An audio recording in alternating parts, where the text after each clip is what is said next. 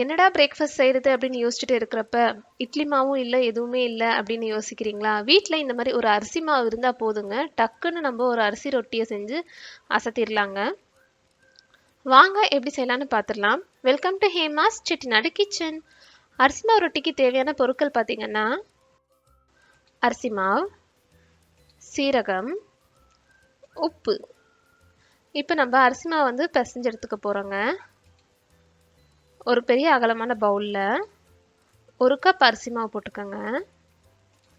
இதோடையே நம்ம ரொட்டிக்கு தேவையான அளவு உப்பு ஆட் பண்ணிக்கிட்டேங்க. கூடயே பார்த்தீங்கன்னா ஒரு 1/4 ஸ்பூன் அளவுக்கு சீரகத்தையும் ஆட் பண்ணிக்கிட்டு நல்லா மிக்ஸ் கொடுத்துக்க போகிறேன். 1 கப் அரிசி மாவுக்கு 1 கப் அளவு கொதிக்க தண்ணியை ஆட் பண்ணிக்கலாங்க. கொதிக்கிற தண்ணி இருக்கிறனால நீங்கள் கையை வச்சு மிக்ஸ் பண்ண வேண்டாம், ஒரு கரண்டி வச்சு மிக்ஸ் பண்ணிக்கோங்க. பாருங்கள், இந்த மாதிரி நல்லா மிக்ஸ் கொடுத்துருங்க.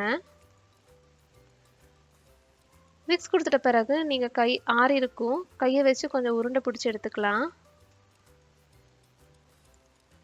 1 கப் அரிசி மாவுக்கு 7லேருந்து 8 ரொட்டி வருங்க. பாருங்கள், உருண்டை பிடிச்சி எடுத்தாச்சு. இப்போ இன்னொரு பக்கம் கல்லை வந்து காய வச்சுக்குவோம். இப்போ நம்ம உருண்டை பிடிச்ச அரிசி மாவு வந்து சப்பாத்தி போல் தேய்ச்சி எடுத்துக்கோங்க. நான் வந்து கொஞ்சமாக அரிசி மாவு வந்து ஒரு பவுலில் வச்சுட்டு அதை வந்து மாவை டிப் பண்ணி திரட்டிக்க போகிறேன். பாருங்கள், இந்த மாதிரி நம்ம தேய்ச்சோம் அப்படின்னா நம்மளுக்கு நல்ல ரவுண்ட் ஷேப் வரும்.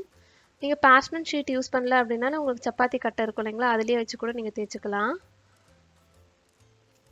ஒட்டாமல் இருக்குங்க. 1 கப்புக்கு 1 கப்பு தாங்க நல்ல அளவு. சுட சுட இருக்கிறப்ப நம்ம உருண்டை பிடிச்சிட்டோம் அப்படின்னா நம்மளுக்கு வந்து ரொம்பவே சாஃப்டாகவே வரும். கல் காஞ்சிருச்சுங்க. இப்போ நம்ம தேய்ச்சி வச்ச மாவை வந்து கல்லில் போட்டுக்கலாம். மீடியம் ஃப்ளேமில் நம்ம வந்து வேக வச்சு எடுத்துக்க போகிறோங்க. பாருங்கள், நல்லா பபுள்ஸ் வருது, கோல்டன் ப்ரௌன் கூட லைட்டாக அங்கங்கே ஆகுது.